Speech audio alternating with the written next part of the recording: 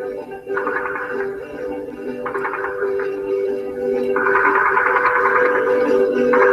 just down along the ball road, it's where I long to be. Lying in the dark with the promo company. I come right on the left, I another one on the right. I come from on your mission for the little arm of light. It's 11:59 at Radio Free America. This is Uncle Sam with music and the truth until dawn. Right now, I got a few words for some of our brothers and sisters in the occupied zone. The chair is against the wall. The chair is against the wall. John has a long mustache. John has a long mustache. It's 12 o'clock, Americans, another day closer to victory. And for all of you out there on or behind the lines, this is your song. And welcome everybody to our Daily Gun Show. We come to you live every day at 7 p.m. Eastern. That's 4 p.m. Pacific. For about an hour and 90 minutes, we do 3 gun-related topics every day, different topics throughout the week. We run it live on YouTube, and we simulcast it over at gunchannels.com, where we're watching the live comments from people that are watching us live, as well as over on YouTube. Then we take the audio when it's all over and post it on iTunes as a podcast. So we encourage anybody that's listening to the show now or in the future to leave us some feedback on the platforms you listen to us on. Lets us know where you're listening. It helps our show get recommended to more listeners. So we appreciate that. We have 5 hosts. Everybody's here today.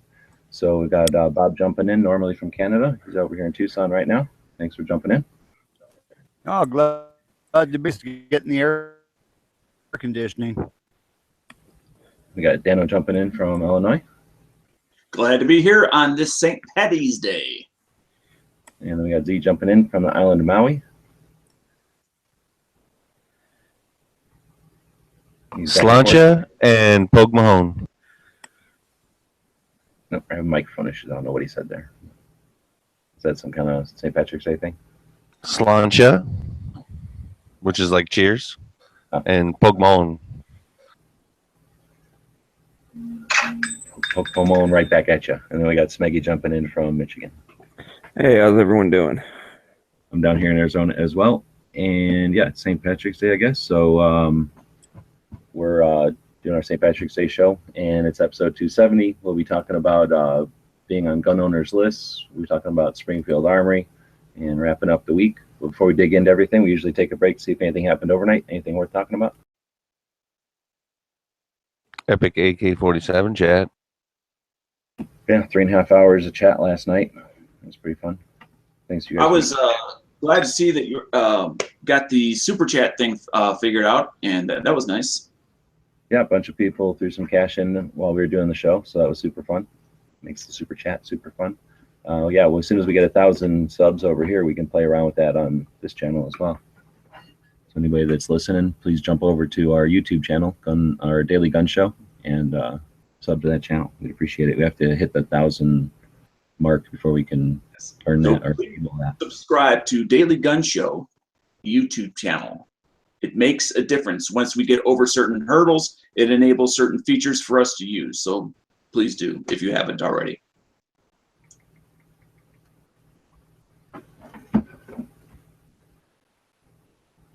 Otherwise, anything else happening overnight? I saw some stuff on Instagram about some state, and I'm going to go look right now. Anybody see that? Some state? Yeah, it's on Hashi. Go look. Not off the top of my head. Okay, 3 gun bills passed the Georgia carry. 3 gun bills passed out of the state Judiciary Committee late yesterday. Campus carry, reciprocity, and whatever this other one is. So looks like we've got some fairly good news from Georgia. Well, that's always good. Do we know what the specifics are? Well, 3 gun bills passed out of their state Judiciary Committee. So moving along through the process. Which means they're going to go to the state house and the state senate to get voted on, basically. So they basically made it out of committee, is what he's saying. Okay, but at this point, we don't have what they're covering. Except for it says omnibus something or another, and then one of them says campus carry, and another one says reciprocity. So I said, okay, so well, there you go. That's enough. So anyway, you can get more info from georgiacarry.org, and I just posted the link to Hashi's Instagram post where she reposted their post. All right, well, if there's nothing else, then we'll dig into the first topic of the day, alternate gun topics. This week, it's being on gun owners' lists. Where do we want to take that one? I mean, there are lists that are not necessarily specifically gun owners' lists, but would probably be not necessarily all-inclusive, but would be a way of filtering gun owners who think they aren't on lists, but they actually are. And an example would be credit card companies. People who purchase things. It's not necessarily that you purchase your firearm with a credit card, but maybe you bought things firearm related with a credit card. And you can't tell me every time you get a NICS check that they don't keep those records. I know that they're not supposed to, but I don't trust the government. And then there's the books of the dealer you bought it from. That is indeed a list. Alone if you're actually in a state where they require you to register. No, I mean firearm. The dealer, the firearms dealer. I know what you're saying. I'm just saying if we're talking about being on a gun owner's list, if you live in a state where they demand that, or it's required by law that you register, you are on a gun owner's list. Yeah, CZ, you're in the same boat as me. Like I know I'm on a list because I have to be, because I have to register my pistols. So it's required by the state law that I live in. Yeah. I have to register my rifles.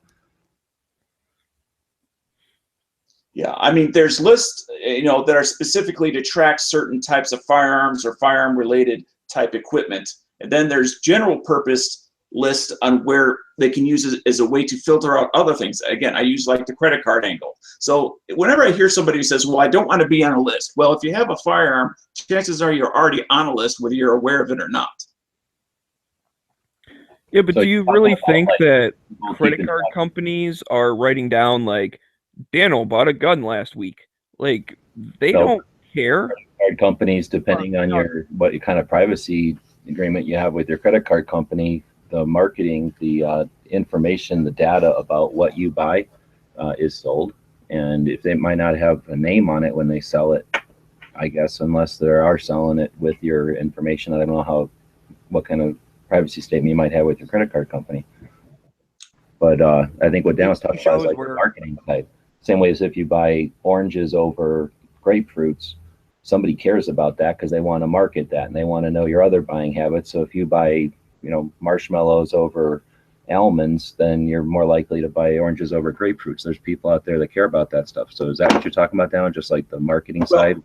That you purchase? That's obviously in place right now. That's actually happening, and that's certainly part one. The other part is if for some reason our government were to make what I call a hard right and actually require credit card companies to filter their database and submit lists to the ATF of people that have purchased either X, Y, or Z as potential indicators of being a firearms owner. But we've all seen where the police can trace credit card purchases. Yeah. So if they can get that info from or I mean, TV shows make you think it's instant, but they can get it. So if they can get it, do you not think that the NSA or any government agency that wanted to could not get records on what you purchased on your credit card? I mean, yeah, we're all on lists. And even with YouTube, right? You watch your YouTube feeds and advertises because it's what you've been watching.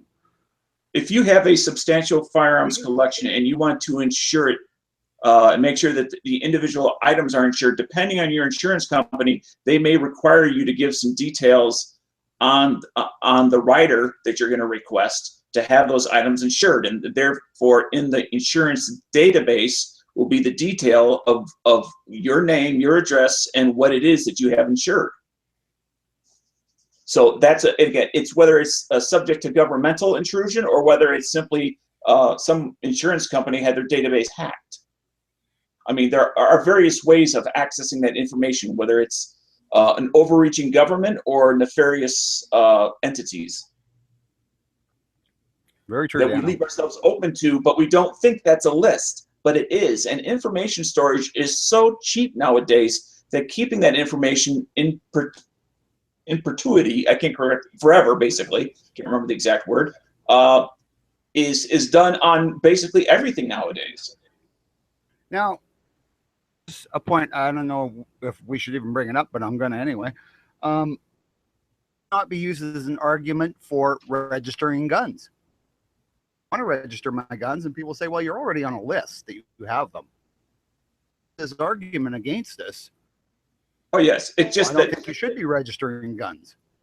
I don't want them to have just simply, put in just Dano, press enter, and they literally spits out, okay, here's everything he's ever had, has, or is possibly may get in the future. I don't want them to have that level of ease of access to my information. I want them to have to legally go before a judge and prove and justify that sort of data retrieval on me personally before it's authorized. I want to. But the NSA is doing that now. So, and they're doing it without a court order.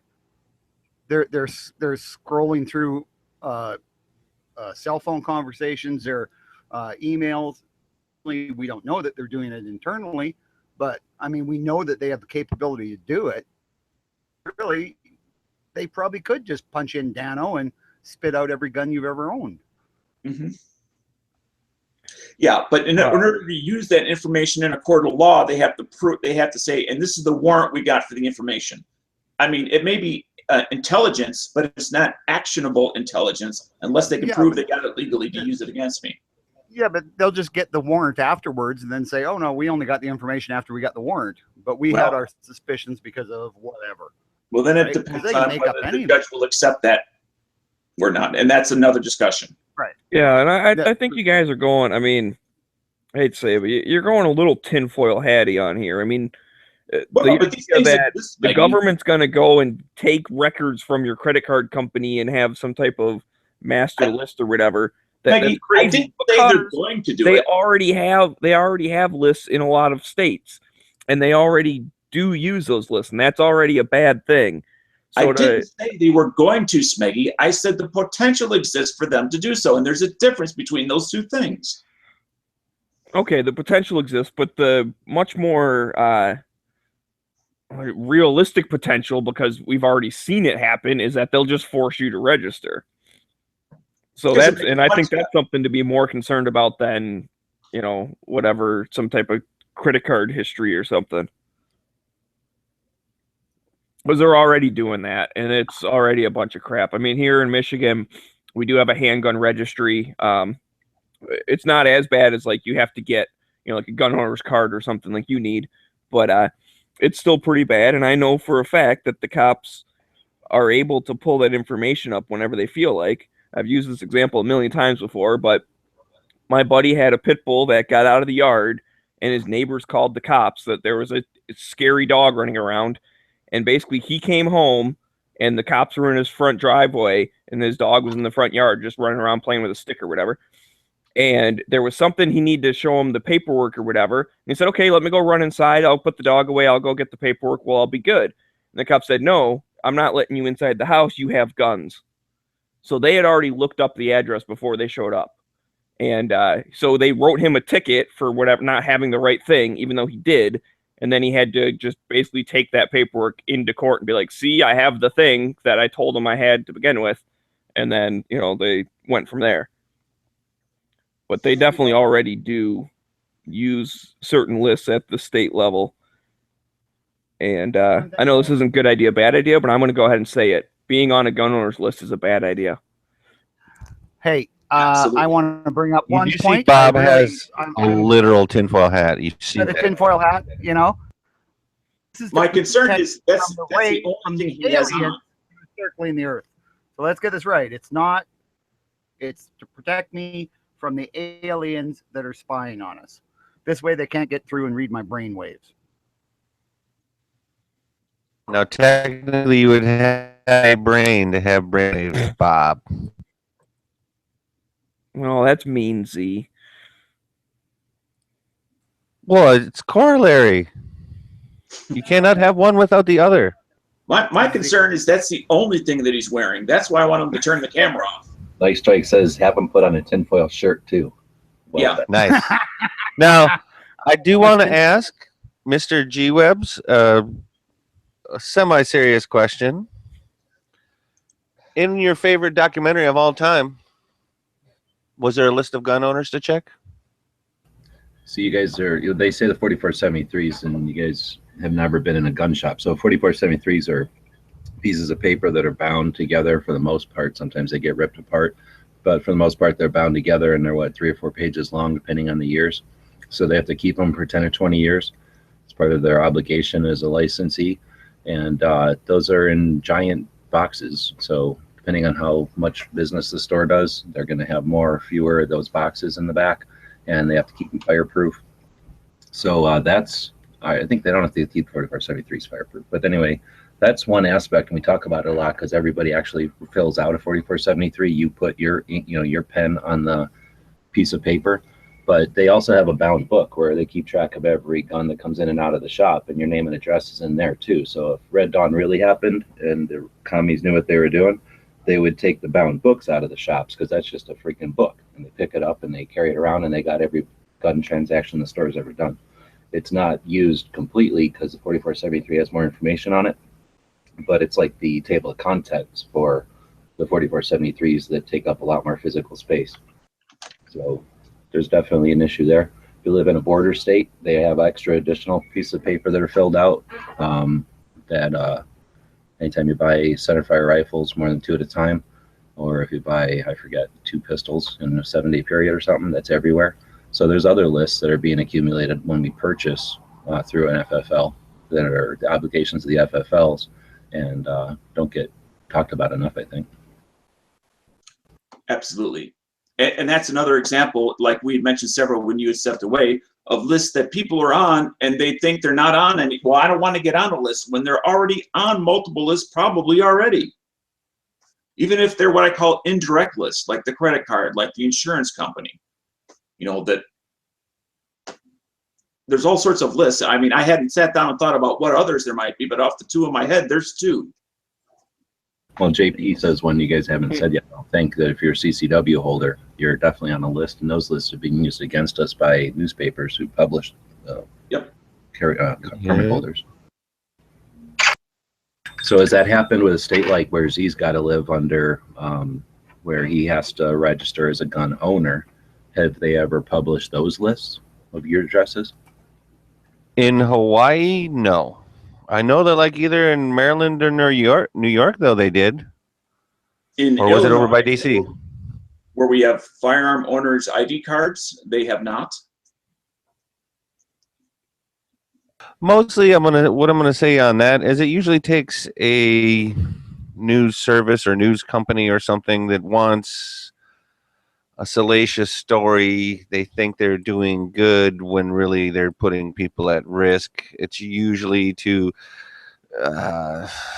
increase circulation of a dying news form. Massive publicity. When they do it in the newspaper stuff. Because when they release the CCW permit names, didn't like right after that someone released the names and addresses of all the journalists or whatever, and then they were like, "Oh my God, you gave out personal information! You're gonna get our journalists hurt!" And blah blah blah. It's like, seriously, it's the exact same thing you did, and now it's bad. Like, at least you understand why we think it's bad when you do it with our names. I'm not saying necessarily, eye for an eye kind of thing, but at least it's like the hypocrisy was crazy. Like, how dare you give out that personal information of our journalists? It's like, well, you don't get it. You don't see that's exactly what you did. And what originally allowed them to do that was a provision in the New York SAFE Act. And when we covered New York, I think it was last week maybe, there was a revision to the New York SAFE Act to prevent that from happening again in the future. So that was fortunately a one-time thing. Of course, it shouldn't have happened at all, but that's that. Yeah, well, unfortunately, in this age of information, if someone wanted to find it, they could find that. Like, I guarantee that exists somewhere on the internet now. Right, and that's an example is what I meant when I brought up insurance companies. Even if it's not the government looking, if the insurance company's servers get hacked, now that information is released to who knows who. It's a good point. They're talking about the electronic 4473s out of the chat. So when you think about the electronic versions of 4473s, and then you think about how the Democrats keep hacking into stuff and acting like it's the Russians. Yeah. I mean, yeah, and even stuff, portable information, like as an example, this is kind of related, but yet unrelated, is there was a laptop with the floor plans to Trump Tower that the Secret Service had lost. Now, granted, it was encrypted and everything else, but people carry a lot of data around with them. It's not always necessarily on the cloud, or it's a partial copy of what's out on the cloud around with them, and it can get lost into other people's hands a lot easier than we think. Yeah, well, I got something on those electronic ones. 'Cause I think they mentioned one of the big box stores, and I know like one of the other ones does the same thing where you fill it out on the computer, but then the computer prints out a hard copy. So I guess what I'm wondering is, do they actually save that on a hard drive as well? Or, because once they print out on a hard copy and then you sign it or whatever, and then the two people double check it and they sign it and all that crap, like, is that still they're just keeping the hard copy? Or maybe that other one is just on the computer and it never gets printed up. Because, I mean, that's one of those things. Maybe it's easier to type than it is to write or whatever. At least then they know that they'll be able to read it and stuff. And it prints out. But then they still only keep the hard copy. So. Well, you might be talking about something like before there was there's an electronic 4473, I think, from the ATF. And then there are services that are out there that offer software. Before there was an electronic version of it for stores that wanted to make it to facilitate the entry, because it can be a pain in the ass depending on how many audits they get and how much of a stickler their auditors are. They might have gone to electronic before the electronic 4473s in a way by doing some kind of software package that basically turns the 443 questions into, forms that you fill out with the type, with the iPad or with a keyboard, and then that way you get less errors. And then when the software compiles it, it prints it out as the government form. And in that case, you're not talking about something that's like connected through the internet to the government or anything. What you're talking about there is just something that's in-house. But the possibility would be that they use the cloud for the thing on the software, or that the store, or the software, I guess, stores the data on the hard drive. And although that's not something that would be accessible to like newspaper who wanted to publish everything, some Democrat acting like a Russian hacker, it's there on a computer. So it's possible that somebody might attack a gun shop for financial reasons to try to grab credit card numbers and find that. And data's data. So once it's out there on the dark web or whatever, who the hell knows what people are doing with data. On the other hand, we're tinfoil hatting it to some extent, because we're living in a world that's we're not losing lists. We're not getting less data. So I guess, is there some solace to the concept that there's so many lists? And if we're talking about being on a gun owner's list, well, shit, I'm on a Chevy owner's list. I'm on a van owner's list. I'm on a dog owner's list. I mean, is there something to the set that there's so many lists that unless somebody's intentionally trying to get us, it's almost... Should we not be afraid to be on a list anyway? Instead of being afraid to be on a list, why not be afraid of being on the list? Well, I think by not being afraid or not being concerned that we're on a list, there's nothing to be afraid of necessarily, I guess. But to not be concerned means that we don't value what we do. We don't value our choices, and we don't value our freedom. So I think that, without getting too much into science fiction or political theory or something, at some point, being constantly under a microscope allows other people to use your actions financially. And so until we repeal these laws or policies, then we really have no choice up until that point when we actually make it happen, correct? Like, for example, state of Hawaii, people will continue on registering their firearms and being on that list until the state of Hawaii pulls themselves up by their bootstraps and decides that they don't want that anymore, and then they vote that, or they vote for people who will change that. I mean, I don't know if we get to vote for the people that want to get rid of the 4473 as a whole or something like that, but isn't that almost what it will take to not be on a list so that we no longer have to fear being on that list?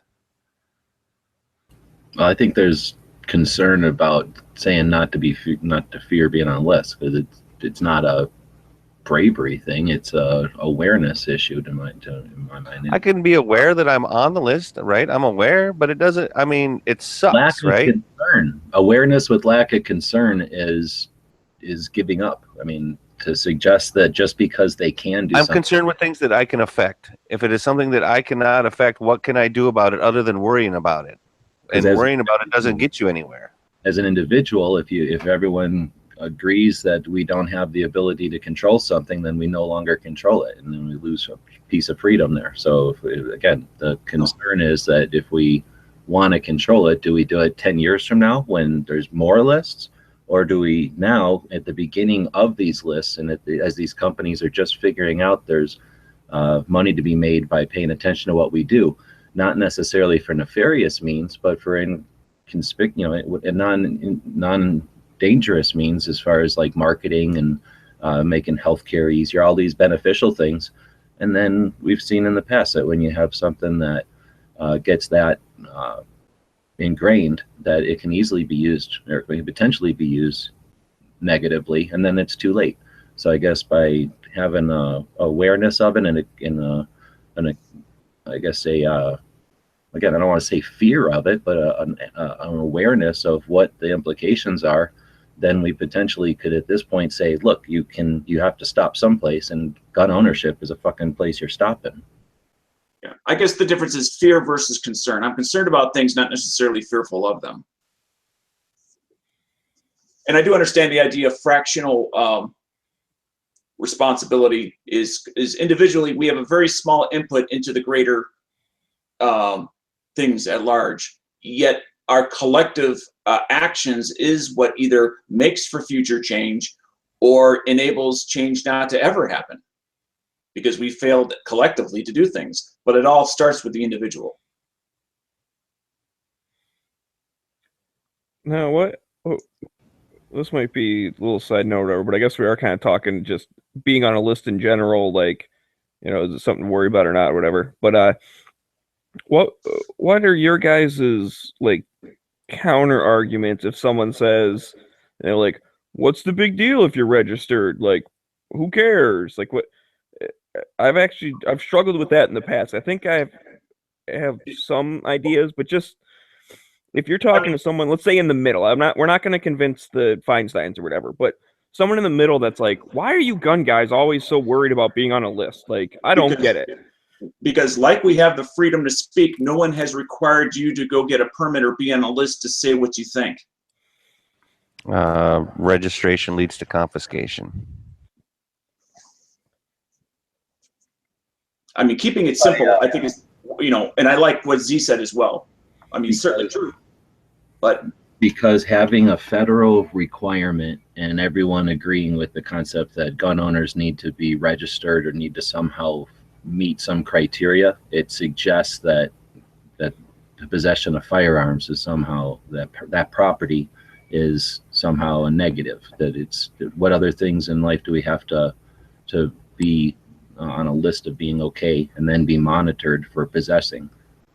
So that's my concern, is that it just leads to, it's a step in an agenda to make take firearms out of society, make a barrier to acquisition, to keep them as something that you're allowed to have and there's no need for that. It just creates a society that people don't trust each other. There's no historical reason for it.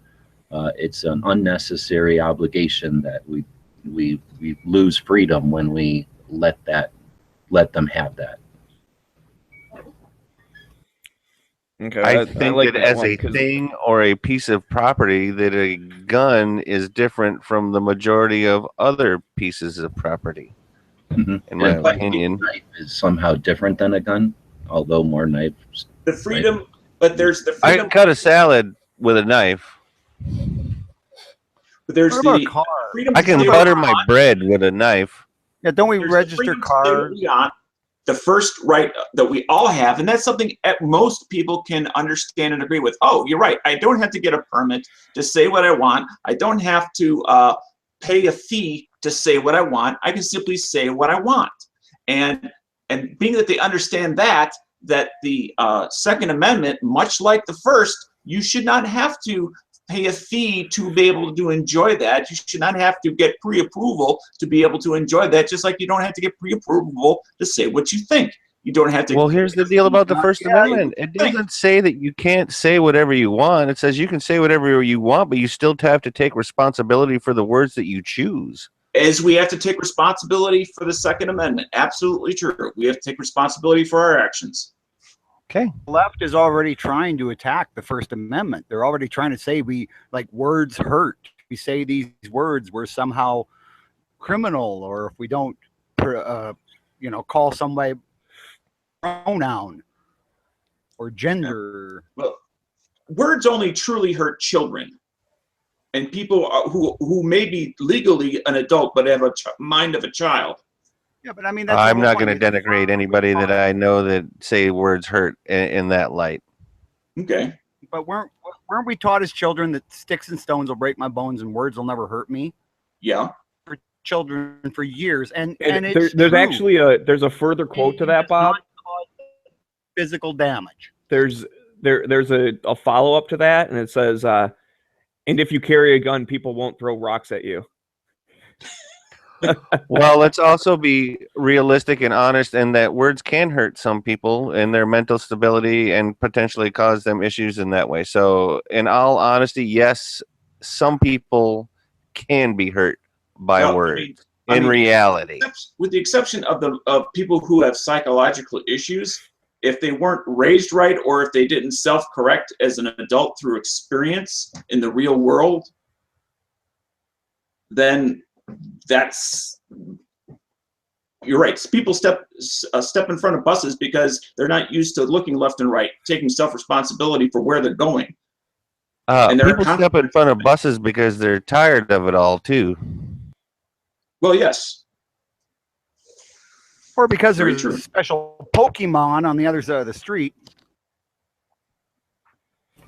Now that is true, Bob. I do think all Pokemon should be on a list. I think we go out on a limb there because you got to catch them all. So you need a list. Technically, all Pokemon are on a list, I believe. And I think we've kind of run the list for now, temporarily, to the end of this list. So we're going to move on, I think, for the sake of time, to the next subject. And that's again, the reason we do these topics is to touch on them, to create conversations in the lobby chats, or if you're doing a podcast or a blog or something of your own, give us some seeds to start conversations of your own. So we'll potentially address this one in the future, or maybe some specific one. We'll be planning the show. So anybody wants to send us some emails with ideas for future topics, our email address is dailygunshow@gmail.com. So we're going to start talking about the gun business here. We're going to talk about Springfield Armory. But before we do, I'd like to take a break between the first and second segment each day to feature one of the members over at Gun Channels. Gun Channels is a place we built a while back. It's a community focused on firearms. And today we're featuring Nightstrike, who's one of the admins over there, one of the people that keeps it running, and co-host of Smeggy and with Smeggy of the Hit or Miss, Tuesday nights, 9 p.m. And regular contributor to all the chats and hangs out on Gun Channels a lot. So exactly the kind of person we built Gun Channels for. In fact, he's helping to build Gun Channels. Yeah, Nightstrike's a good guy. I mean, I know that he said some kind words about me when I was the featured member, and then I made fun of him on Hit or Miss later that night, so then he took them all back. But I'm not going to take these back. I like Nightstrike. He's a good guy, fun to talk to. And you're right, he's in the lobbies all the time. He's in the early watch. He jumps in on Matt's chats. I mean, he's all over the podcasting world. Yeah, I must say he is out there in more ways than one, but he is a heck of a good guy. I like talking to him, and he's got some good ideas. He's also put a lot of his own, time, and time is money in regards to like hosting like chats, especially like lobby chats. there's no personal gain out of that. So like whether it's a midday he pitches in or helps if Jimmy doesn't necessarily have a full panel in there, or hosts a lobby in the evening if Pink's not around, he helps in a lot of different ways, and it's definitely appreciated. At least I appreciate it. I just want to say something to Colt over on the YouTube side. He says, if you watch Hit or Miss, you're on a list. And that is true, but you're on a list of cool people. So that's a good list to be on. Okay. Anything else on our Gun Channel member of the day? So that'll head us into the gun biz. We're talking about Springfield Armory. Apparently, not all of us were paying attention. Technically, that's how a surprise attack works, Dano. Yeah. You do that when I'm people just aren't waiting paying for it to attention. pop up like mid-sentence one day, like right in the middle of a topic, but that's okay. Oh, I'm just waiting. I tried to sneak it in there in between things, but a lot of times when I hit it on my phone, there's like a 3-second delay. So anyway, it's time for the tactical pop quiz of the day. Listen to that clap. Yeah, listen to that clap. So those of you on YouTube and those of you on Gun Channels, go ahead and put your cursor down in the text box. Wait, did Smeggy just say Dano's got the clap? No, he was Abdominal shots. to the little I thud got that you. Maggie did when he tried to do the tactical quiz the other day.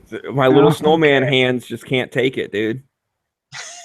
I can admit my shortcomings. Just sounded like clacking two chopsticks together, huh? All right. So those of you on Gun Channels and those of you on YouTube, get ready. Granted, we when Z is not around, we usually have Smeggy kind of help us out with the aficionado. But Z, since you happen to be here today, do you happen to have YouTube and Gun Channels in sight? I do. And as well as the answer. I do. All righty. I will read the question twice so everybody has a chance to hear it. So here it goes. Front sight training is located in what city and state? Front sight training is located in what city and state? This should be To easy, be fair, you guys. We did this one answer about 3 same weeks line. ago. Be Yeah, we easy. did. No, Yes, not we did. Not Windbreaker, Eugene Stoner, or 1903. So Correct. I squib, but those are not correct answers. no. Yeah, if you did it on a day that I was not here, then that's certainly possible. Sean is wrong. Sean is wrong. Not Oh Vegas, my it's God. California. Boom, There winner, we go. chicken dinner. We got Mike over on the Gun Channel side. And it is? Pahrump, Nevada. Oh, well, congratulations. The answer is, I'm going to try to pronounce this. Pahrump, Nevada? Oh, he just said it. Pahrump, Nevada. It's the same place I- that Art Bell used to do the show from. Oh, I'm just curious, is it Pahrump, Nevada? You know, Smeggy, you would be correct in assuming that. It's Would that make me the hot shot of the day? well, It would. apparently there's a lag. Does Dano not actually listen to the chat as we're having it? Does he I just think go that like by it's just me. himself? It's so he can talk over other people and then not realize that he's talking over other people, and it's not his fault. I think the lag occurs between his ears. Listen, smartass, this is my corner. And when you step into my corner, you better be prepared. Okay, then. But anyway, Mike Callahan. Smeggy's on a list now. Nice. Yeah, you're at the top of it too, buddy. So, Mr. Callahan, congratulations. You are the tactical pop. Can I finish my spiel, please? Sure. Thank you. Well, I was talking to Bob, but okay. Head on over to. Yeah, go ahead, Dano. I'm sorry. Oh, the leprechauns are thick today. Oh my Breathe in. goodness! You know what? Now I'm no longer on the top of Dano's list. I feel great. Breathe out. Breathe in. Breathe out. Head on over to dailygunshow.com/popquiz. Fill out the form. Put your first, second, and third choice. And thank you very much. And congratulations. You are our tactical pop quiz winner for today. Yes, Mr. Callahan. Winner on the St. Patrick's Day show, no less. That makes you the tactical pop quiz. Hot shot! and not only that, I just wanted to do this Yeah. for Dano. Look at this, Dano. I put a shirt on and it's green. Thank you, There you Bob. go. We appreciate the shirt. G, you were trying to say something? No, I thought you were saying the wrong Callahan. Then I looked and saying that you were actually knew what you were talking about. So I shut up. So It now we're happens every once in a while. Now we're going to go into the Springfield Armory. So we talk about the gun business every week. And when we were doing the planning shows, came up with the idea of doing featuring some of the companies and manufacturers and whatnot. So we're talking about Springfield Armory. We should have had Matt have enough ammo on to help us, but I think we'll be able to get through it without him. Maybe. Yes, I have kind of a from 1777, which is when they opened, kind of forward sort of a thing, although it does not include the current ownership. But let me go ahead and do this little ditty to get us started. Springfield Armory, located in the city of Springfield, Massachusetts, was the primary center of manufacturing of U.S. military firearms from 1777 until its closing in 1968. The site is preserved as the Springfield Armory National Historical Site, Western Massachusetts' only unit of the National Park System. Now, and then came along someone who bought it out, and I don't have the information on when that occurred and when they resumed manufacturing under the Springfield name. And Squib is correct. The original Springfield Armory was a government operation, not a company. Also, it was the site of the U.S. Arsenal as well, in that majority, like especially starting in like 1777 or whatever, through the 1780s and the early 1800s, it was the repository for a good majority of the U.S. government's standing small arms. Yeah, so it wasn't like a company. It was just until 1968, it was the Springfield Armory, not the Springfield Armory Company. I'm clarify this because this is something I heard, as a rumor. The Chinese government actually bought some of the machine tools from Springfield Armory as scrap iron, and then they started producing the, their, what do they call them, for their cloned M14s. Have you heard anything about this, or was it just some internet rumor? I never heard it before, but that doesn't mean it's not a thing. I think I heard it from you maybe a year or two ago in chats. Yeah, but do you think that's possible? I mean, let's talk about what we know as opposed to what we don't know, okay? Great idea. I had my tinfoil hat back on for a minute, that's all. All right, so in 1968, the Secretary of Defense announced the closure of Springfield Armory. The other outer portions of the armory were sold off, including the production facilities, which are now listed on the Register of Historic Places. The core site was preserved and the property was turned over to the city. It's now Springfield Army National Historic Site, managed and operated by the National Park Service as of 2011. They use the rest of the facilities for, it looks like, a community college. And then we could jump down, there's just, I'm reading Wikipedia here. Jumping down in 1974, the Springfield Armory name was licensed to this one guy to form Springfield Armory Inc., a company that manufactures some stuff. The company is not located in or near Springfield, Massachusetts. It's in Illinois, right? Has no direct association with the other Springfield Armory. It's based in Geneseo, Illinois. That's how you say it. Geneseo? It's Geneseo. And then manufactures several of its weapons, several of its firearms on the exact blueprints and to identical specifications of the original government-owned Springfield Armory. So it's just a licensed name at this point, but originally it was the United States Armory. Yeah, and really it's just the corporate portion is what's in Illinois. That's it. There's no manufacturing. None of that is in Geneseo. Well, I thought when they did all the stamping, it had to be stamped where it was made.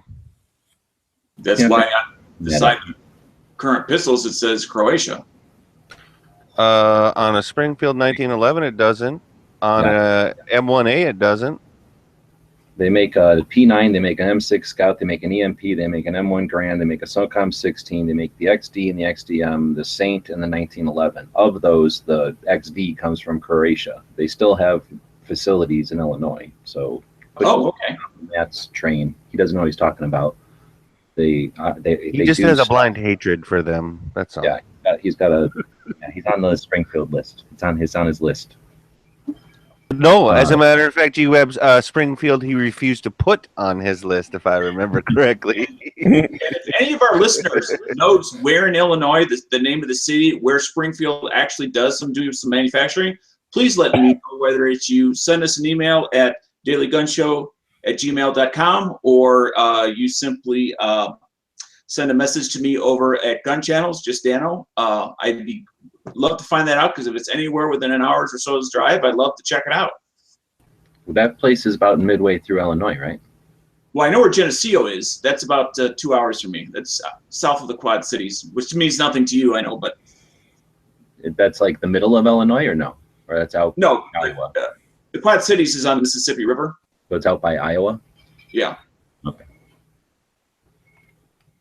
Geneseo is not on the river, but it's Western Illinois, kind of towards the north. Because I'm just looking on the internet here to see if maybe there's a factory tour or something. So anyway, we've talked a little bit about what we think the company's all about. What do you guys think of the guns? The XDS, I actually purchased one. This is before the Glock 43 had ever been, other than everybody wanted one, was ever not yet rumored to actually be in production yet. So I ended up getting an XDS, and mine was post recall, so it has that fix in there, and it's been 100% reliable. It's a single stack 9, the XDS. I've had no issues with it whatsoever. Very satisfied with it. It does have a grip safety, which I'm not a fan of, but that's more of an issue of the individual design, not really of the company, which is what we're talking about now. But I think that they're able to maintain a good design with good quality standards. And if you want to stay in business, you got to maintain your quality standards. Otherwise, you only have one-time customers. And the only Springfield I have is the Tanker. Now, granted, its inception was before it changed, right. But yours was out of the Armory, the right. true Armory, government Armory. But I have handled Springfield 1911s. I've handled M1As, and I have not shot the XD or XDS or XDM. But when I did have it in my hand, I didn't really like the grip and kind of the sight picture sort of on it. So since I didn't shoot it, I couldn't tell you if I felt like it was wrong for me or anything like that. But I can say that I did like the ergonomics on the M1A. I really liked the sight picture on that M1A, and I think that's just because it's an awesome sight system. And the 1911 seemed like a quality 1911 to me. And again, just opinions here. But I honestly thought that Springfield in the past had been known for their quality. So I do hear some occasional problems every once in a while about M1As.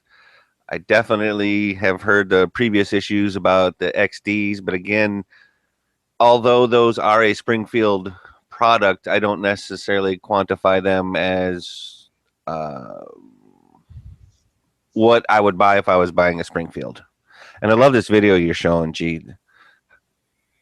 Making stocks, making all the grands and stuff like that.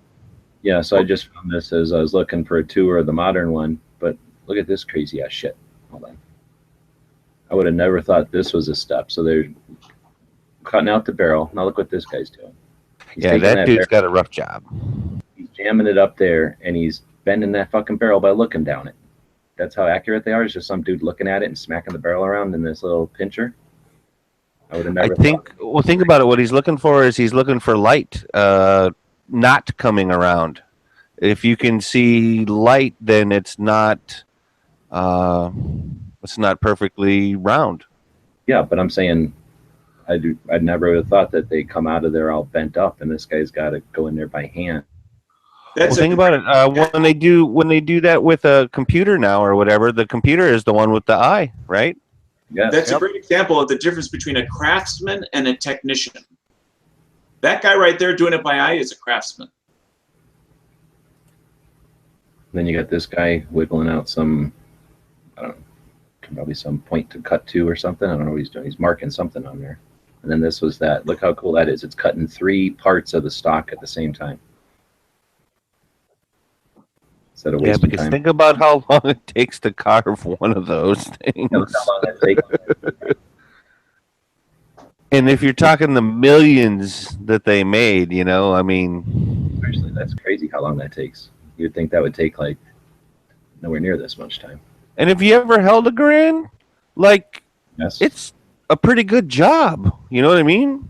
Very good. Yeah. They're, the same. Even the old Springfield's muskets, you feel those, and they're 100 years old. They're just like, or more than that, 200 years old. Not 200. Yeah, it's just the craftsmanship that they could do just by simply making a machine that would follow a pattern, and they put one stock in there, and every stock came out was almost within. Now, G-Webs, I want to ask you this. You definitely have insight into manufacturing costs because you've done factory tours and stuff like that.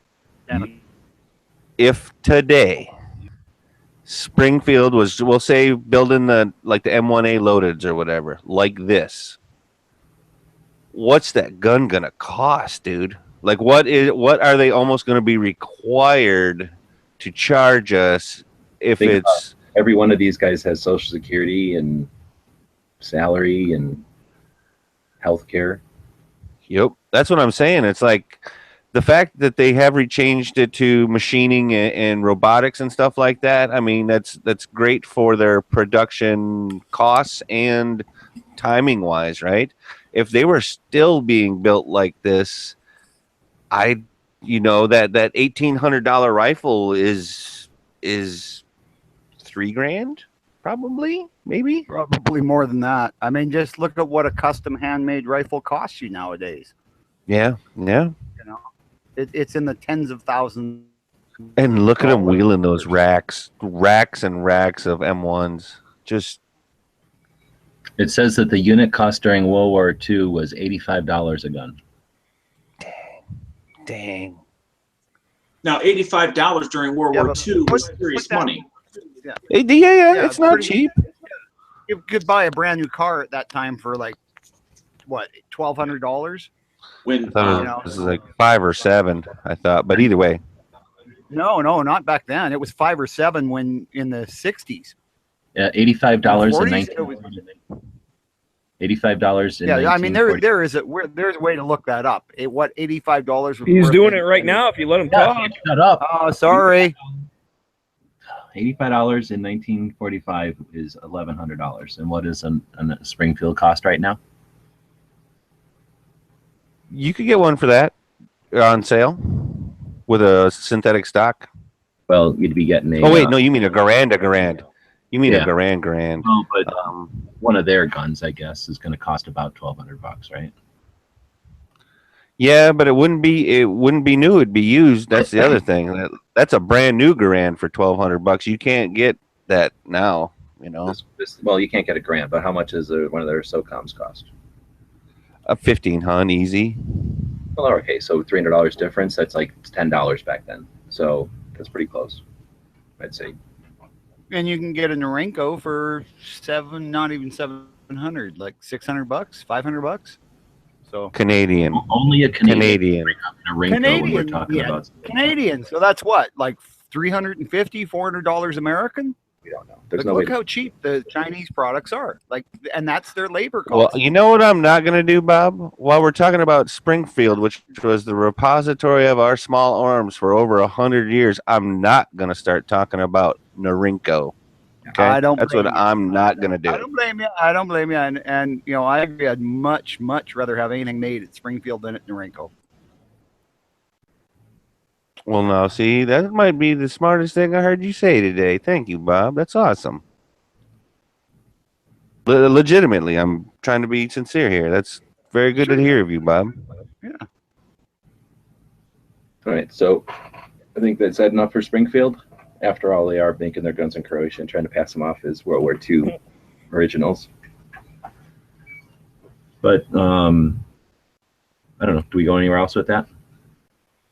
Man, anytime you ever want to start talking about Springfield Armory or some of their guns that they've had over the years, whether we do it in Gun of the Day or whatever, dude, I'm down to talk about it. Yep. So if we ever want to come back to it, I'm totally cool with that, bro. Well, I'm going to say let's go to the Gun of the Day. And we were going to do some other gun, but I figured since it's St. Patrick's Day and that's Irish, right? And Irish people like the Air 180. Let's talk about the Air 180. I'm not sure your math is good on that, but okay. Are you serious? Is there something that Irish people like the AR-180? Seriously, man? It was on the IRA flag. That's that song that we played at the beginning of the show. Okay. The Irish Republican Army stole like a boatload of these full auto AR-18s, really, and that was like their gun. Where'd it go? Okay, it's hard to tell because sometimes you joke around like that kind of thing. So I didn't know.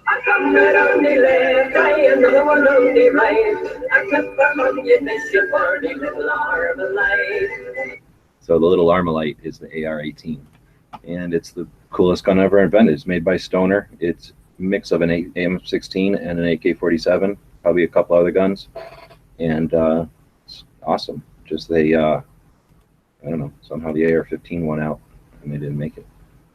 I think somewhere in here I'll start taking it apart, and we can start talking about how awesome it is. Here's something else that happened recently on gun channels. Who the hell was in Indiana going to that auction? Was that Pomegranate? Pomade? I forget who was in. Somebody was in this auction in Indiana, bought an AK, but I think 4 of these AR-180s sold for like the $600 range, I think he said. And they weren't like mine here. This is a Sterling, so this is one that was made and then the factory got sold to Japan and then it was sold to England, and that's where this one was made. And they're the least, they're the most common and the least expensive of them. Somebody just bought 4 of them for like $600, and they were like $3,200 guns. They were some of the earliest, rarest ones. Dang. So it was made by Stoner for Armalite, and Armalite made it for a minute in Costa Mesa, California, and then they sold it to Howa, Japan. They were made in Japan for just a moment, and then they were sold to Sterling in England, and that's where most of them are from. The AR-18 is the full auto version. The AR-180 is the semi-auto version. They're unique in so many different ways. They got better controls than an M16. They're made better than an M16, but they're better than an AK because they've got some of the ergonomic features an M16 would have. So just a super cool gun. It's a stamped receiver, so it's unlike an AR in a bunch of aluminum, and has the recoil stuff goes forward, similar to an AK, but not really, and that allows you to have a completely folding stock. So just a superior platform to anything out there. It's just that it never had a chance to develop, so it's still kind of crude. But I suggest if this thing would have developed on, it would have been the best of all worlds. We would have had world peace because everyone would have figured it's futile to even fight anymore if everybody had AR-18s. Now, since it's a 18, it came out after the 10 and 15 and 16, right? Yeah, after he learned all this. It came out after the AR. Yeah. Okay. So that was like an evolution then. It is a learn. Yeah, I don't know necessarily. I think it actually came out and it competed with the M16, so it was not like years later or nothing. It was just like a minute later. It's just a different idea, I think, a different way of getting something accomplished. Folding metal was tech that they had figured out with the Stens and the Liberators and the other little guns from World War II. So it wasn't unknown tech for them, where the AR was a little bit more aluminum and stuff that was a little bit weird for guns, at that time. So you can see What how you mean about that double recoil spring? They go forward better than the AR, or I mean, better than the AR for sure, but better than the AK even, because they're more, refined, and then more simple, very much like an AR or an AK with its few number of parts. Everything's engineered well, but not with the tolerances aren't a big issue. So very much like an AK, I'm sure it'll run in an A condition or lots of different environments. And then you can see it comes apart kind of like an M16. Instead of having a stupid Picatinny rail, it's pointless waste of time and space. It's just got that cool little V-shaped notch thing on the top of the receiver, and that's where the scope mount that's sitting there on the ground, that comes up and meets the, imagine I have it attaching somewhere. What do you think about the sturdiness of that actual bolt, like compared to the bolt on an AR or bolt on an AK? Where does it really fit, do you think? And like better. Sturdiness or... Yeah, there's nothing to it. It doesn't take anywhere near as much time to create, so it doesn't have as much spaces to get all dirty. It's just far superior. Seriously, everything about this gun is better than the M16 or the AK-47. The only thing that's bad about it is that it just never had a chance to develop. It's like the teenager version of this gun. But, give it any kind of time to evolve, and it would have been the best gun on the planet, I think. So do you think that's something that like a gun company nowadays could like take it and run with it? I mean, it's like revisit open or something, or Armalite already made an AR-180B where they made the lower receiver out of a polymer, so they were already ahead of the game with polymer lowers, and it just didn't catch on. People are too brainwashed by being on the AR-15 lists. Okay, Because so it is something that they tried to kind of revive or bring back or whatever, and it still didn't catch on. They tried in like 2008, 9, not even 2006 or 7 maybe. It was a while ago, and they only did it for like, I don't know, 2 or 3 SHOT Shows. I remember them being there, and I was like, oh, thank you. You brought the AR-180 back. This is awesome. And I already owned this one back then. So I owned an AR-180B, and it was neat because you could swap parts. You could put the upper on the lower and stuff. So now you could reuse some of your, or you could bring back to life some of your broken AR-180 original stuff. But yeah, people are a bunch of idiots and they didn't buy it. And then Armalite is just a bunch of idiots and they didn't market it well enough, and they didn't, keep going with it. But I doubt they'll let go of it. It's their patent and their gun.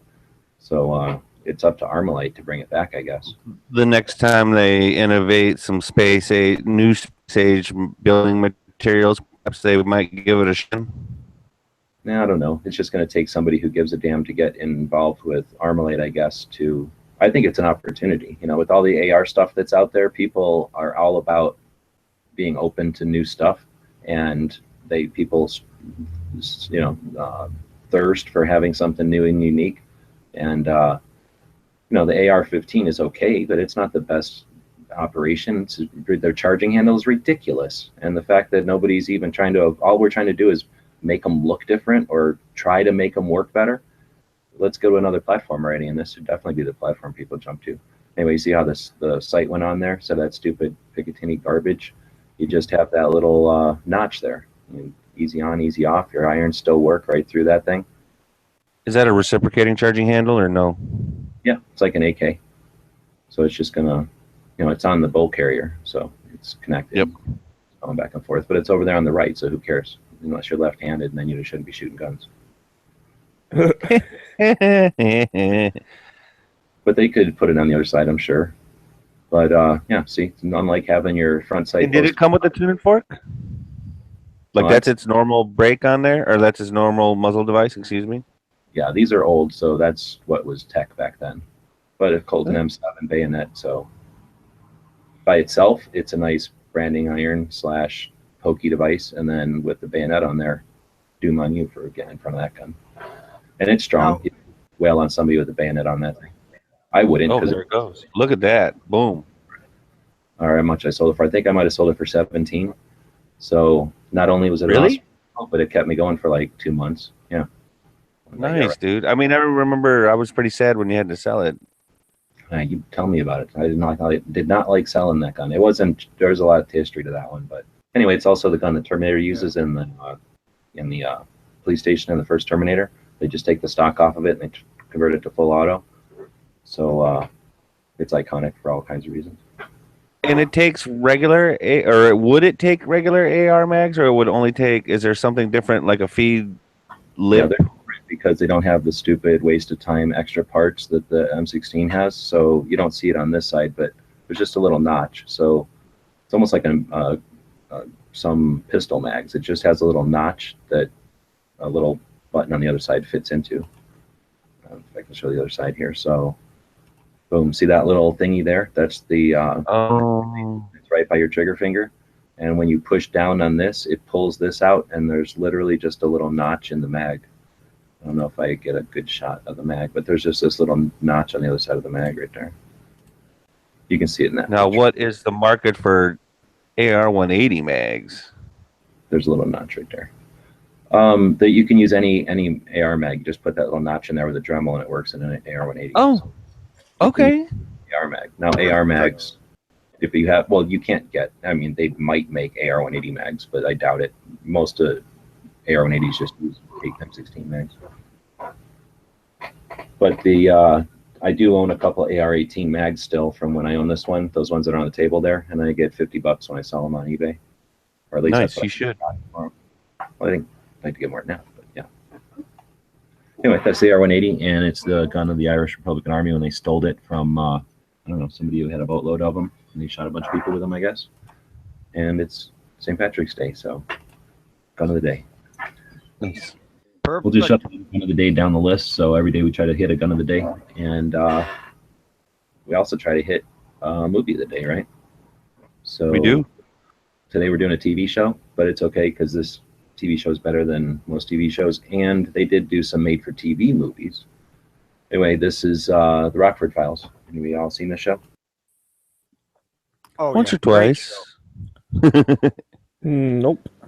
Really? Oh No. man, really? That's a shame. He's just trying to push buttons. I'm not trying to push buttons. I have not. Holy moly. So anyway, the Rockford Files is one of the best shows ever, man. It's what's his name? Running around being a private detective. And Maverick. Yeah. James Garner. James Garner. He was also a race car driver. Could have been professional. His acting career didn't get in the way.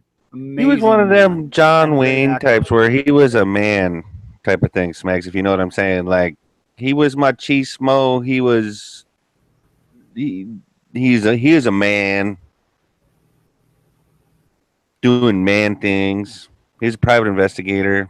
Well, that's what I like. He came from the old Western movies and TV shows, right? At least the actor. And then for whatever reason, when he did Rockford Files, I mean, it's like a Western almost. He's out there. He's taking care of business. He's almost like MacGyver. He hardly uses a gun. He's not opposed to it. He just Don't doesn't say that. prefer to. Well, and the fact that he's and not, he always had a bad back, right? Yeah, he had a he's bad also back. a He showed guy. his age. Yep. Yeah. Had all the ladies. His Right. dad Unfortunately, drove a was Firebird. almost like his conscience, like Jiminy Cricket style almost. His dad was hilarious. Oh yeah, I loved his dad, and his dad would shoot too. His dad could, even though he talked like he was kind of soft, he could be pretty tough. And it's like back in the 70s or whatever, so like Magnum or whatever, a man could solve an issue by figuring it out, but a man might also have to solve an issue with his fists. Right, but Rockford Which is didn't usually like to when the do bad that. back came into play. Didn't like to get all physical, but he would if he had to. But he was much more likely to talk his way out of problems. He was just a wonderful character. I was going to say Colt 97Z on YouTube pretty much hit it on the head. He always got beat up and never got paid. Well, that's not true. He got paid, and if you watch the whole thing, which you can binge watch pretty much everywhere, right? I think it's on Netflix and on Amazon. And if it's not, you can just wait a minute. It comes back and forth, or it comes back on every once in a while. But every once in a while, they would have an episode where they let him get a big payout, like somebody give him a painting that was worth millions. So if you watch Right. the whole, he does. He's like, he's not rich or nothing, and there's times when he loses a bunch of money, but they don't make it. It's not like that sack where he's always losing. Every once in a while he does get win. He managed to pay It his was bills. even a blind squirrel finds a nut every once in a while type of theory, though, because usually, he ended up doing stuff for cost or as a favor. And you're right, he didn't get beat up every time, because sometimes in the episode he might get like false cracked or, a sucker punch or something like that to him. And then later in the episode, he might have to give a little payback to somebody by whooping that ass. Or just a single punch to the jaw that lays the guy out. Yeah, because also, to be real, James Garner was not a small person. He was a man. No offense to anybody that is not tall. He's kind of a big dude. And it had the best of everything. It had a lot of chicks in it, and then it's the 70s. So if you like 70s shows, but then he was into cars or what, so they pretty much race drive or chase each other around at least every episode, if not a couple of times. And then I always liked his social engineering aspect of it, where he was sort of, able to play the con man maverick type of character every once in a while, except for good, like the Robin Hood con man kind of guy. Well, he was, it was like he was not conning, but like he was undercover or whatever, right? Like when he would have to, when he's trying to solve a case or something. He would allow people to perceive things the way they felt like it in order for him to get a job accomplished. Yes. And now, do you think that this was before Magnum, right? Or was it about the same time? Just Magnum was a little younger. Magnum was 80s. Rockford was 70s. Okay. Well, yeah, he was before Magnum. No, it was like about I think they overlapped a 4 little or bit. 5 year difference, but whatever. I'm gonna go double check now. Yes, because I will agree with you, G-Webs, that there's a 10-year difference between 1970 and 1980. But I think they're closer to about 5 or so years difference. But anyway, what I was getting at is like Rockford Files was definitely the precursor, because Magnum stole everything. He just moved it to Oahu, to Honolulu. He stole the hot car. He stole the chicks every episode. He stole the kind of lucky, not lucky private investigator, where he's going to take some lumps. Sometimes he's not going to get paid. Sometimes he's going to slip and fall in a pile of money. At least Rockford had his own place, though. Rockford ended on January 10th, 1980, so he ran 6 years from 74 to 80. Magnum started December of 80 to 88. 80 what? 88. Okay, well, I thought they overlapped, but probably they just did on TV. But yeah. Well, they were both in the same year. Yeah. Oh yeah, syndication style for sure. But yeah, that's all I'm saying is, like, if there was no James Rockford, I don't know that there would have really been Thomas Magnum. Well, they definitely used a lot of the ideas off that show. So there were a lot of similarities. They used all of the ideas off their show. They just moved it from California. No, I mean, like, Rockford lived in his own place. He used a revolver. Magnum used a Colt 45. Magnum was actually, he used the Star B, but whatever. It was the same broad strokes of the show. It was a cut and paste. It's the same broad strokes. Good, good way to put it, Dano. Well put.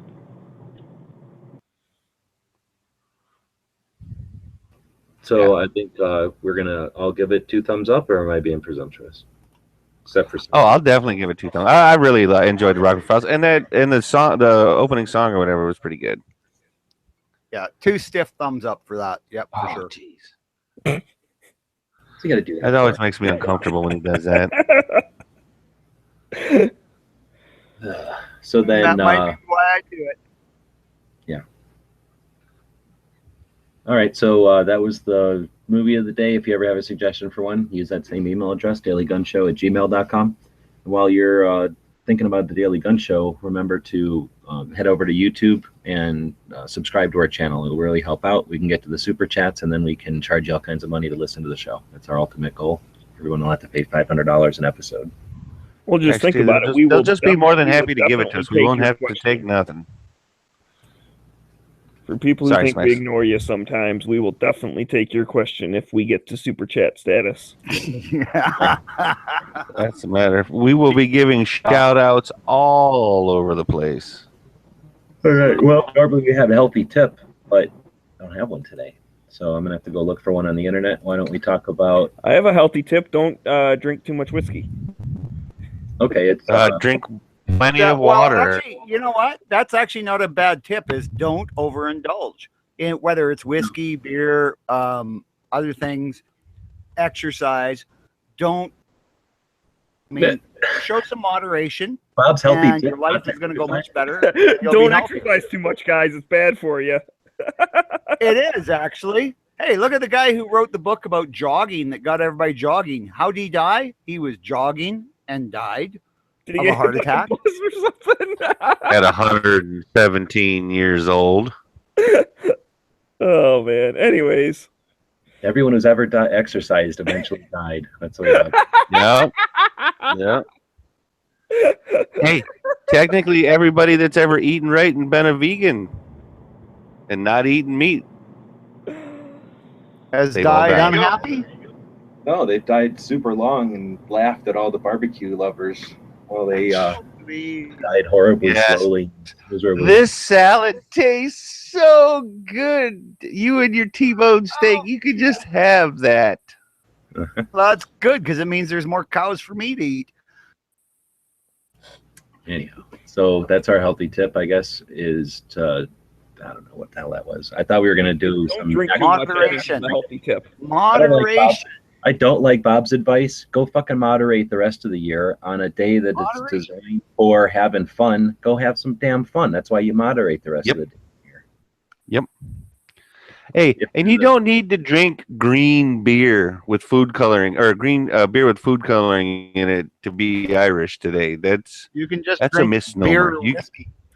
Oh my God. I had a friend who worked at McDonald's and he also brewed his own beer. And he took home some of the Shamrock Shake mix stuff and made like actual like Shamrock Shake beer. It was the most disgusting thing I think I've ever drank. Minty beer? Minty beer? Yeah, but it wasn't even like, I don't know. It was disgusting. So don't try that. It doesn't make it good. I was expecting Smeggy to say it was the best beer ever. No, it was disgusting. No, I wasn't. But I'm with G-Webs. You know, have a good day. Have some fun. Well, there's nothing. Remember to wake up. Remember to wake up tomorrow alive, though. Yeah, that's part of moderation, right? You can whatever. That's part of moderation, though, right? I am gonna mute that moderate son of a bitch. You can have a good time once in a while. If you do that every night, what's going to happen? You're going to die. Well, technically, whether you do it or not, we're all going to die at some point anyway. But that's beside the point. That's why I added the earlier. Earlier. We're going to go celebrate by eating at the truck stop after the show. Oh, nice. Right. See, now you're talking. Greasy hash browns. Oh man, you should 3 see the food there. enchiladas, topped with 3 eggs with beans and rice and tortillas. That's not usually good. Nice. That's awesome. That's freaking awesome. All right, well, so that'll take us to the gun shop of the day. We don't have one listed here, so somebody have a gun shop that we could talk about? Damn, I was going to go to that shop today. Shit, my fault. I bad. I would have had one. I don't know, but I'm going to Instagram Irish gun shop right now. Or excuse me, I'm gonna Google. Well, that's a good idea. The gun shop in Boondock Saints was great, even though it wasn't really a gun shop. Talking about that like place in the basement where they give the guy the pile of guns and money, and then they gives them a bunch He of other. lets them in, and they go get the rope.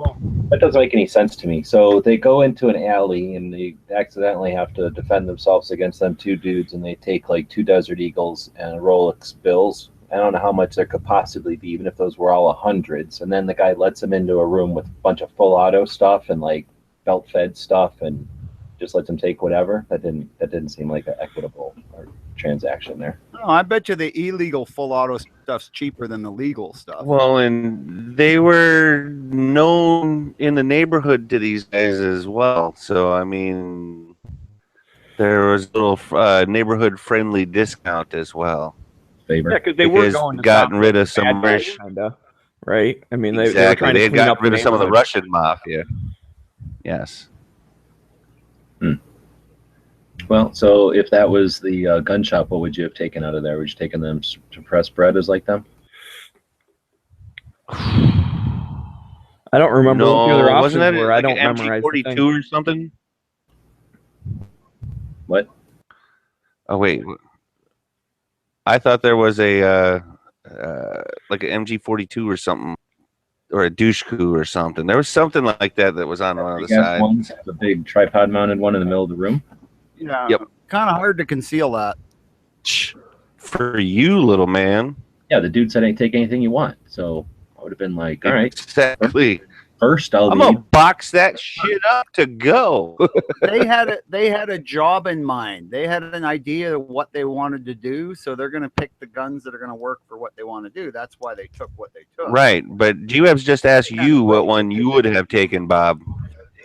Oh, if he has. Oh, okay. I didn't understand the question then. Sorry. Clearly. Ishka. Yeah, I just don't remember what else was in there, so I don't know. All right, GWebs, I have a proper shop, I guess. Okay. I'm putting links out. It is actually the Little Irish Gun Shop. And the Little Irish Gun Shop is a venture dedicated to the disciplines of all shooters. We provide a firearms, accessories, and service to all shooters and want to be shooters based in the northern suburbs of Johannesburg. Little Irish Gun Shop does not maintain a typical shop front. Instead, we supply on a 2-order basis. So, in other words, they are not. And Johannesburg, the South Africa, which means they're going to have all kinds of weird stuff. Apparently, you just order it and then show up and pick it up is what it's starting to sound like, which sounds shady. But I guess That's not shady. And have you ever been to a gun store and been like, "Hey, can you check your distributors and see if you can get this gun in for me?" It's just that they don't keep inventory. So they have a list of distributors. They call them up and say, "Hey, I need a Glock or I need a this or that," and then they get it. Yeah, I need a full auto 12 gauge. You know, it's South Africa, man. They got different gun laws there. Let's see. So if anyone's in the neighborhood, stop by. Tell them you heard about us. Heard about them from us. This place take some pictures. Yep, that's Daily Gun Show at gmail.com. # Daily Gun Show. Daily Gun Show on Facebook, Twitter, and YouTube. Instagram. Did you say Instagram? Yeah. See, Instagram, if you're buying our T-shirts for sure, take some pictures and send them. Put hashtag them Daily Gun Show, and we will. You know what? I'm post gonna the picture, and I'm gonna overstep my bounds and say, if you go to that shop and take pictures, actually, I'm not overstep my bounds. I will buy a T-shirt for you and have it sent to you. There. So now it's not the show taking a hit. I personally will buy a T-shirt and send it to you if you go to Johannesburg and take pictures of the shop. The Little Irish Gun Shop. Above and beyond, buddy. Nice. I'm just that kind of guy. How much do you think it would cost to tour Africa, checking out the various warlords' arsenals? Well, how much does security cost? I don't think. And a round-trip ticket's going to be expensive, because if you just think that they're going to let you live, I think there's enough cot in all of Mogadishu that you, white boy, are going to end up dead. I think they would pay your way because they'd want to be famous. And you could help them be famous. Think about it, guys. You know, we could get them their gun shop spread all over the world. I mean, hey, if they want to send the tickets, I'd be willing to go. And security, hell no, just your gun shop. You supply me with the firearms, I'll provide my own security. Well, G said going to the warlords, not the gun shops. So those are a little Exactly. Bob might have misunderstood, but he did volunteer. So now we're going to start. And Nice. Hey, and I don't have a problem with that. Same thing. They provide the guns. I'll provide my own security. Well, eh? Bob, I You got a think they feeling they're kick 'em going to out for provide you all having- the bullets you can handle.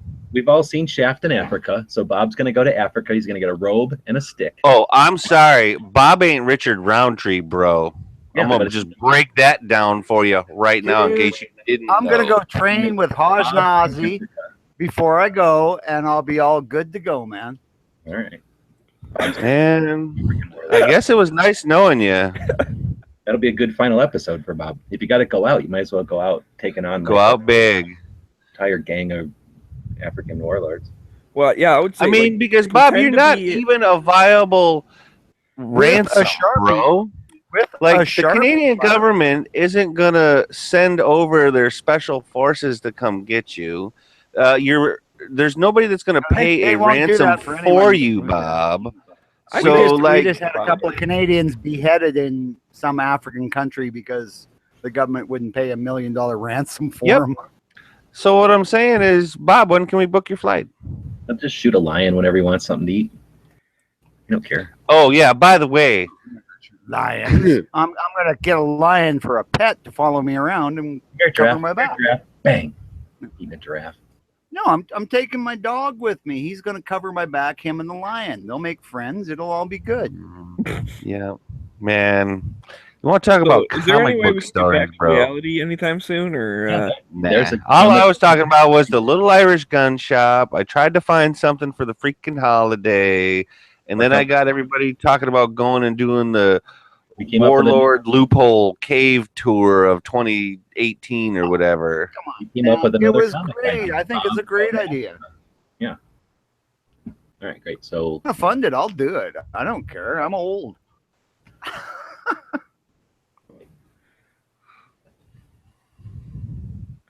And on that note, what else we got to go on today? hold on, I gotta put the link in here so we remember what we did.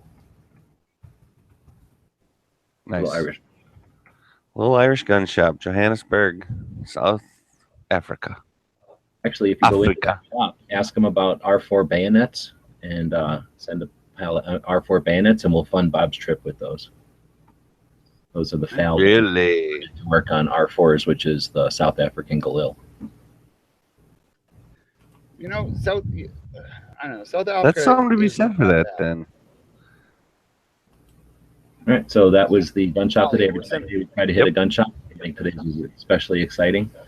I think that's about it. We talked about that already. We got a line to that now, and I think that it wraps up this episode 270. That wraps up another week of the Daily Gun Show. We'll be back on Monday, 7 p.m. Eastern, 4 p.m. Pacific, with another exciting show. Maybe Bob will be here. Maybe he'll be in Africa. We don't know. Did we check the Instagram today to see if anybody posted any hashtags for hashtag Daily Gun Show today? Let's do that. Oh, somebody should check that. Did anybody? I'm doing Well, I'm gonna go with the Instagram master and see if he feels like screen sharing. Because here's the other thing, we've suggested it for about a week now, and I don't know that anybody really has gone out there and used hashtag Daily Gun Show. Nope, not a new one yet. Okay. so I just haven't posted anything new recently. I've been Well, slacking. we'll work on it. All right, we got Friday, so no heavy today. I'm sorry. Trying to start a small lawnmower or something. So no heavy today. He does his show every other week. That means there'll be an edge of the week later on tonight, and nothing really tomorrow, is there? We need a Saturday show again. Then Matt and Yankee do their individual shows on Sunday. We'll be back on Monday after early watch, and then Monday shows will happen. Yep. And if Bob is back. He probably just wants to thank everybody for listening. I am Thank back. everybody for sharing, and subscribing. I'm back. I'm here. I'm just dealing with a stupid dog. Sorry. That's guys. what it sounded like, Bob. Well, you wouldn't believe what he did, and I tried to laugh and drink a beer at the same time, so never mind. And I want to thank everybody for watching and listening. And our quote of the day is again by Theodore Roosevelt. And this one's actually kind of interesting because it has something to do, or I think it might be that the current president of the U.S. may have read some of Theodore Roosevelt's works. And, quote, "The most successful politician is he who says what the people are thinking most often in the loudest voice." And on that note, we'll see you all Monday.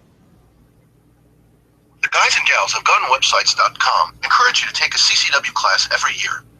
Practice at least once a month and carry every day. Thanks for watching gunwebsites.com.